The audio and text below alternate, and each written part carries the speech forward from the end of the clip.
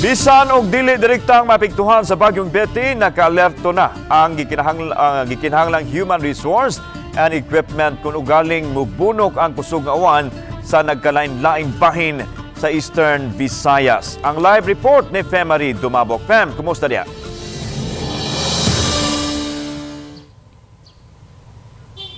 Lan, gahapon pa lang gipang account na sa Police Regional Office sa Eastern Visayas ang tanang mga search and rescue personnel ug ang mga gikinahanglan gamitong ekipo dinhi sa PRO8 kung gikinahanglan man kuno galing makasinati og kusog nga mga pag-ulan ang rehiyon mugna sa papasulod nga bagyong nga tagon unyang Betty kung makasud na sa PAR ugma ba o karong weekend.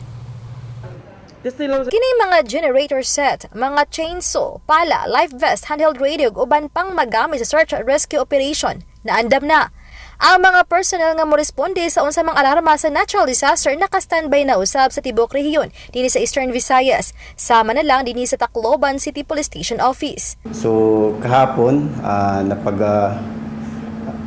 nakapagbigay ng impormasyon yung mga line units natin na handa po yung kanilang mga equipment, yung mga generators, mga chainsaws, at saka pati na yung satellite phones. Samtang moabot sa 47,000 ka mga relief packs ang naka-standby na sa warehouse sa Department of Social Welfare and Development sa Region 8 sa Palo, Leyte.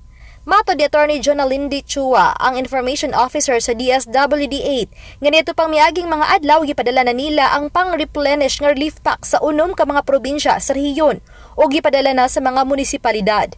Sa kada relief packs, dunay unom ka kilong bugas, 8 ka canned goods, dunay mga sachet sa kape ug powder juice. Naka-standby na usab sa warehouse sa DSWD8 ang 25,000 ka mga boxes sa mga hygiene kit, dunay sleeping kits ug pipila ka mga magamit alang sa temporary shelter. All 6 provinces in the region, so naka-preposition na yan. Ibig sabihin, yung family food packs namin, hindi lang siya nandito sa Palo. So mayroon kami sa Eastern Samar, sa Northern Samar, Biliran, Southern Leyte. So kung bahain, dulot ng ulan, or anywhere in the region, we are ready. Samtang ganihang alas 3 sa hapon, nagpahigay og pre-disaster risk assessment ang Office of the Civil Defense sa Region 8. Wala may alert level nga giisa. Apan mato di Garlin Montesclaros, Operation Center Chief sa OCD8, nga naka-standby na ang tanang personnel o gikinahanglang mga ekipo sa mga local disaster risk reduction management councils. Dugang ni Montesclaros nga way gipagawas nga gale warning ang Pag-asa og general fair weather pa ang nasinati sa halos tanang dapi sa Region 8. Hinungdan nga walay na-cancelar nga biyahe sa kadagatan o flight sa eroplano. Risk assessment as well as weather updating kung ano na yung status ngayon ni STY Mawar po. Tapos kung anong magiging epekto ngayon dito sa region.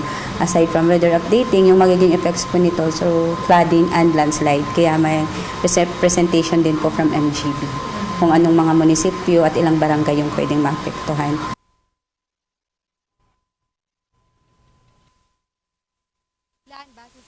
Dinhi sa Eastern Visayas sa mga nangaging bagyo o sa mga pag-uwan-uwan na sinati nila kung nailhan na sa OCD8 kung asa nga mga lugar diha sa Eastern Samar, sa Northern Samar, sa Southern Leyte o sa Samar nga ilahang nasayran nga mga bahaunon o landslide prone areas nga mo hinungdan nga usa kini karon sa ilang gitutukan. Lan?